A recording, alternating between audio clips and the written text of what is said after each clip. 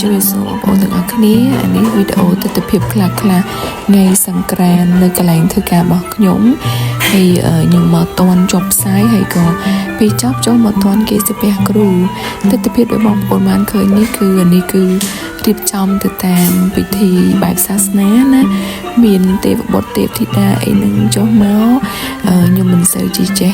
បញ្យល់ច្បាស់ទេប៉ុន្តែបងប្អូនមើលតាមរូបនឹងទៅយល់ហើយបន្ទាប់មកគឺមានការសម្ដែងរបាំថ្វាយគ្រូអញ្ចឹងណាមានការសម្ដែងពីរបាំពីខាងតួយៈជាមួយនឹងហនុមានប្រយុទ្ធគ្នាអីអញ្ចឹងទៅហើយបងប្អូនចាំមើលដល់ចប់តែប៉ិតល្អមើលរបស់គេតាជក់ចិត្តហ្មង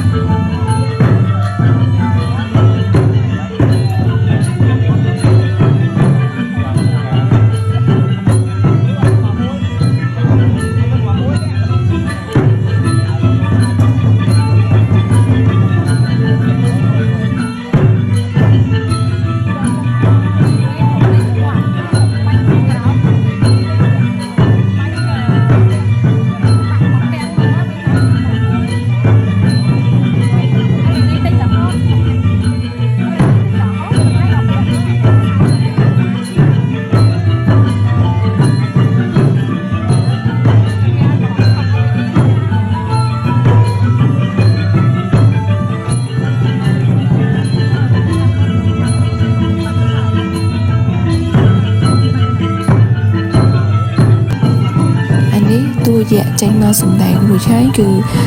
ចូលទៅមួយឈុតសិនបន្ទាប់មកនឹងមានក្រុមហនុមានចេញមកម្ដងហើយនៅពេលដែលទាំងពីរក្រុមនឹងចេញមកប៉ះគ្នានឹងមានការប្រយុទ្ធគ្នាហើយតួយៈតំណាងឲ្យសភាវៈអាក្រក់ហនុមានតំណាងឲ្យសភាវៈល្អអានេះតាមខ្ញុំមើលទេប៉ុន្តែអត្ថន័យនៃសាច់រឿងប្រហែលជាចេញពីរឿងព្រេងមួយរបស់បុរាណខ្មែរយើងអីចឹងណាហ្នឹងហើយចឹងបងប្អូនមើលទាំងអស់គ្នាទស្សនាទាំងអស់គ្នាបន្តទៀតយើងមើលក្រុមហនុមានម្ដងចឹងពេលដែលហនុមានសម្ដែងចប់គឺនឹងមានការប៉ះគ្នាជាមួយនឹងហនុមាននិងស្ដេចយៈនិងតួយៈនិងក្រុមយៈនឹងតែម្ដង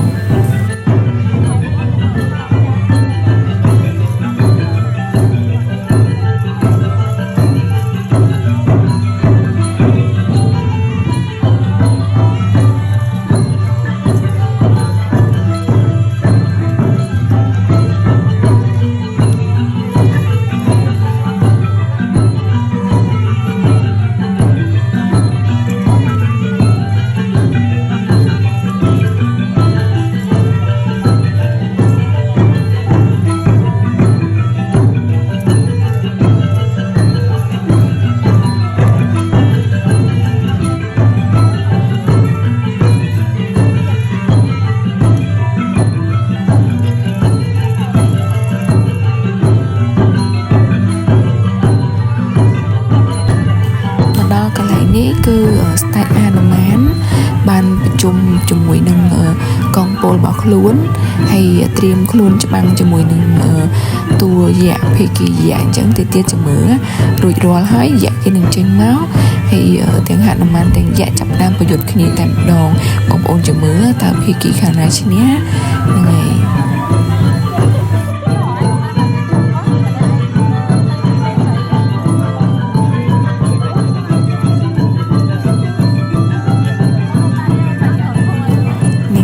ហើយនេះចាប់ដើមតម្រៀបពលគេហើយគឺតួភេគីខាងក្រុមយៈចេញមកទៅពេលអញ្ចឹងគឺគេសម្ដែងពណ៌ឲ្យគេចែកជាពីរមកខាងហនុមានមកខាងយៈអញ្ចឹងចាប់ដើម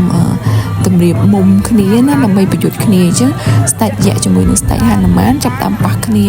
បងប្អូនជំនឿនិយាយពីថាអូយលំខ្មែរយើងគឺអត់ខ្ចោះតែម្ដងនេះបងប្អូននេះចាប់តាមប្រយុទ្ធហើយចាំមើលភាគីខាងណាឈ្នះ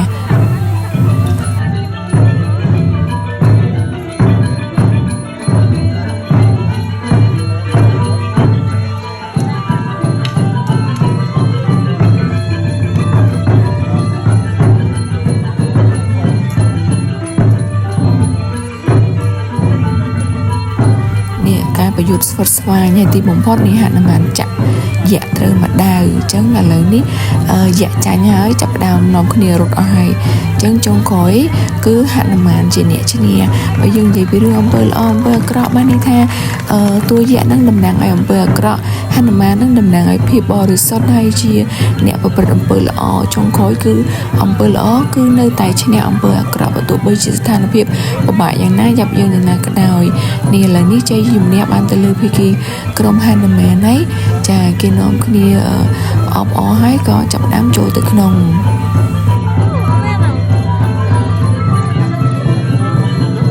បន្ទាប់ពីហនុមានសម្ដែងជាមួយនឹងយៈរួចហើយឥឡូវនេះចូលមកដល់ក្រុមទេវបុត្រទេវធីតាដែលនឹងរាំរបាំថ្វាយគ្រូដើម្បីឲ្យញ៉ាំងនៅក្នុងកម្មវិធីទៅតាមបែបសាសនាទៅតាមបែបជំនឿ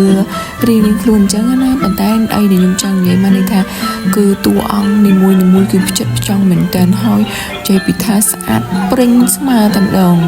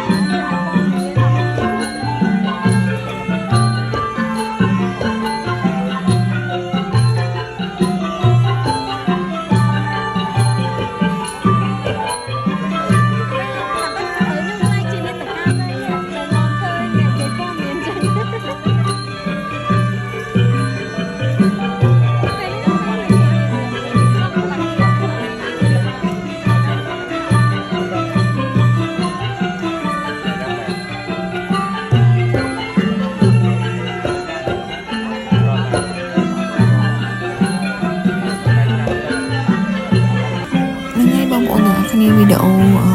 សម្រាប់គ្រូពីព្រឹកថ្ងៃសង្ក្រាន្តមានតែប៉ុណ្្នឹងទេ